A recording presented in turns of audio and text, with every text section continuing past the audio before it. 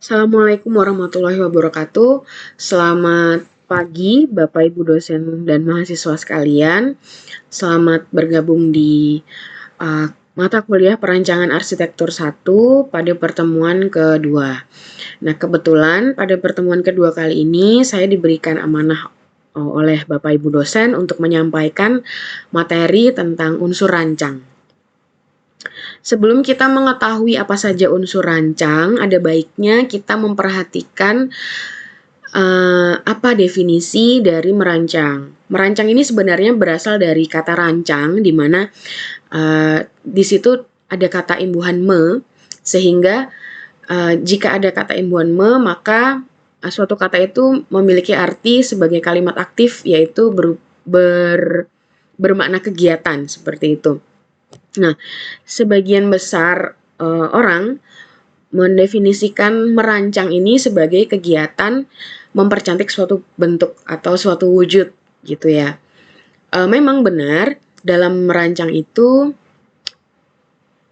terdiri dari kegiatan tersebut, tetapi arti dari merancang itu tidak hanya sebatas kegiatan mempercantik saja. Tentunya ada beberapa aspek yang perlu diperhatikan dalam merancang suatu produk. Contoh sederhananya misalkan kursi. Ketika kita ingin mendesain sebuah kursi, ingin merancang sebuah kursi, tentu ada banyak sekali aspek yang perlu dipertimbangkan. Misalkan bagaimana kita membuat kursi tersebut menarik, bagaimana kita membuat sebuah kursi dengan proporsi tertentu yang memenuhi kebutuhan user tertentu, seperti itu. Misalnya begini teman-teman, untuk kursi yang dikhususkan atau yang tujuan usernya itu adalah anak-anak, tidak mungkin kita menggunakan ukuran kursi orang dewasa, seperti itu. Kemudian dari segi ergonomi juga, ergonomi ini kenyamanan, seperti itu. Nah, kalau kursi itu digunakan untuk memfasilitasi kegiatan atau aktivitas kita untuk duduk, begitu ya. Sebaiknya kursi tersebut mempertimbangkan anatomi tubuh manusia ketika duduk, sehingga saat kita menggunakan kursi tersebut, misalnya tulang belakang kita tidak lelah, kemudian kaki kita tidak terganjal sesuatu atau dan lain sebagainya, misalnya seperti itu. Selanjutnya dari segi fungsi juga kita perlu mempertimbangkan hal tersebut. Kursi yang memiliki fungsi untuk kursi makan tentu saja memiliki bentuk yang berbeda dengan kursi untuk santai. Apalagi untuk belajar. Nah, pasti ada perbedaan, sehingga hal-hal tersebutlah yang perlu kita perhatikan untuk mendesain sebuah kursi. Tidak hanya kursi itu bentuknya seperti yang ada di layar ini saja. Bisa jadi bentuk dan variasinya itu lebih bermacam-macam. Terlebih lagi misalkan kita mempertimbangkan biaya produksi dari suatu produk yang kita rancang itu bagaimana dan berapa, begitu. Sehingga, nah ini menurut Lucius Wong, merancang itu ialah proses mencipta rupa untuk maksud tertentu. Seperti itu. Selanjutnya, apa saja unsur-unsur rancang? Yang pertama ini ada unsur konsep, di mana unsur konsep itu terdiri dari titik, garis, bidang, dan gempal. Kalau teman-teman perhatikan dari gambar yang ada di layar kali ini, untuk menciptakan rancangan yang ada seperti ini tentu saja berawal dari sebuah titik, kemudian garis, kemudian bidang dan gempal. Nah, apa saja definisi dari titik, garis, bidang, dan gempal itu sendiri gitu. Nah, ini titik, saya rasa titik teman-teman sudah tahu ya. Titik ini adalah penanda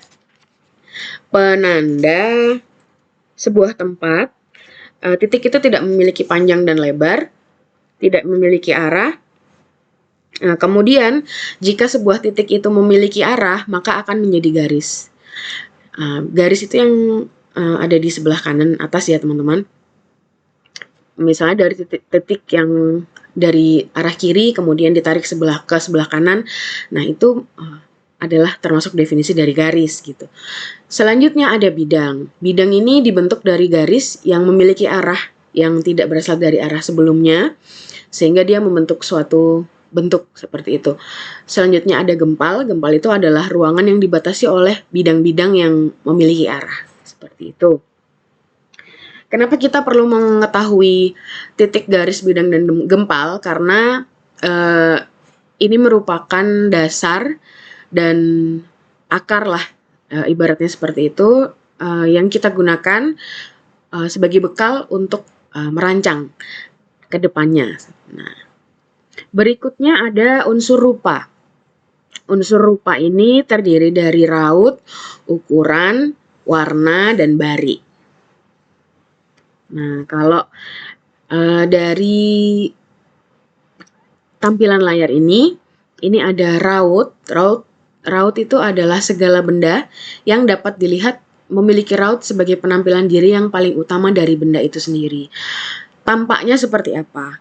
Tampaknya lingkaran atau persegi, kemudian atau segitiga seperti itu.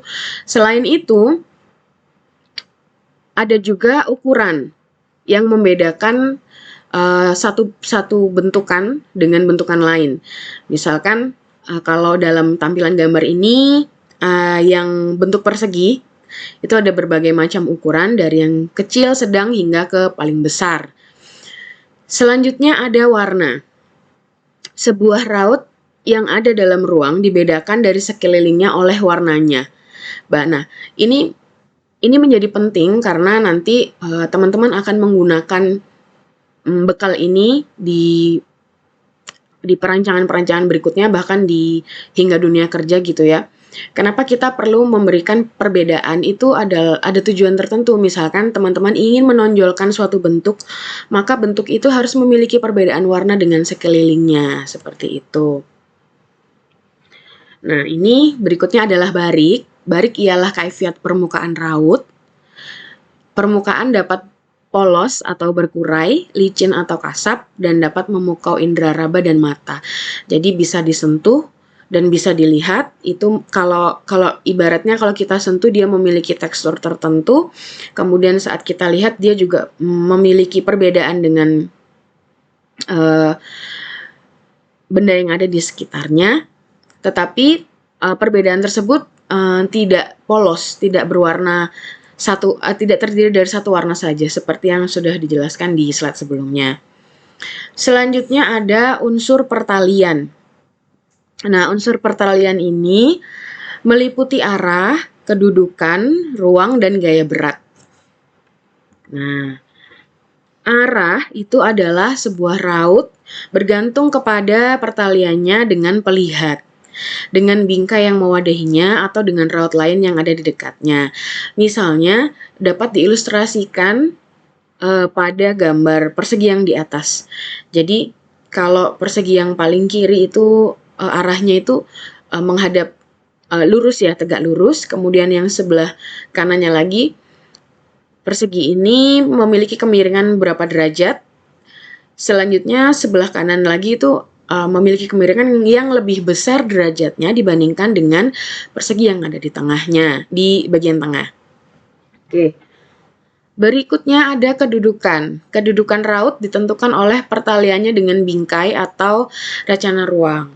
Dalam ilustrasi di sini, kita bisa melihat kedudukan lingkaran di dalam sebuah persegi itu ada di mana. Kalau sebelah kiri itu kedudukannya ada di pojok kiri bawah, kemudian di tengah, kemudian dia kedudukannya ada di kanan atas, seperti itu. Jadi lebih ke bagaimana dia posisinya itu berada di mananya benda lain atau bidang lain, seperti itu. Selanjutnya ada ruang. Betapapun kecilnya, raut tetap menempati ruang, sebab itu ruang dapat terisi atau kosong.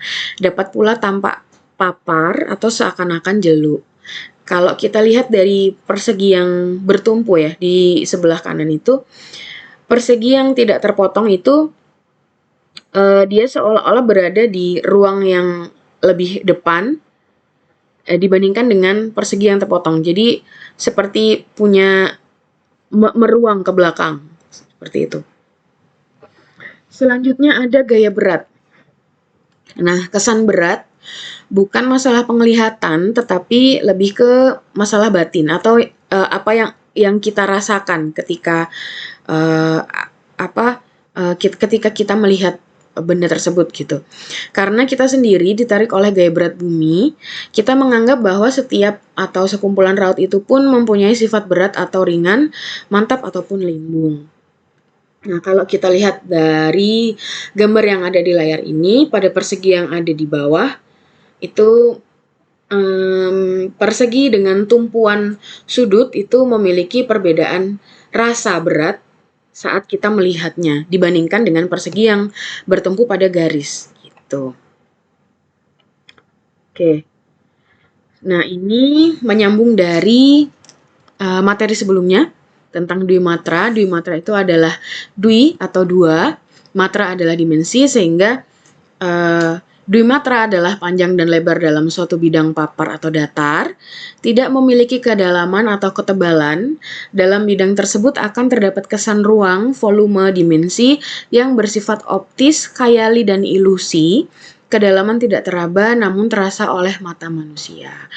Nah, mengapa kita mempelajari unsur rancang dan dwi matra? Itu tentu saja karena hal tersebut berhubungan dengan apa yang harus kita capai dan kita kerjakan di pertemuan kali ini.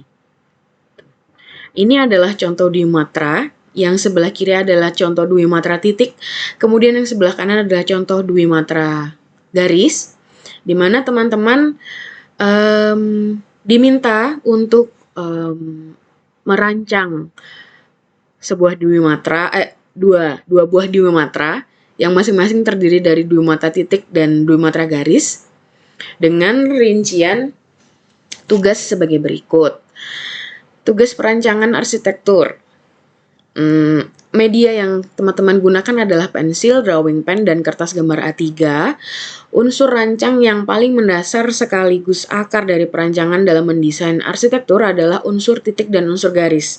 Mengolah kepekaan rasa dan selera desain dapat dilatih sejak awal dengan menjadikan lingkungan sekitar sebagai sumber inspirasi dan kekuatan rancang. Nah, pada tugas kali ini, teman-teman diminta untuk membuat masing-masing dua alternatif rancangan dwi matra dari dwi matra titik dan garis masing-masing dua yang terinspirasi dari salah satu lagu daerah. Nah, lagu daerah ini bebas, teman-teman boleh memilih lagu daerah dari manapun. Kemudian sketsa alternatif rancangan yang berjumlah 4 sketsa tersebut kalau di total dikerjakan di kelas untuk diasistensikan kepada dosen pembimbing masing-masing.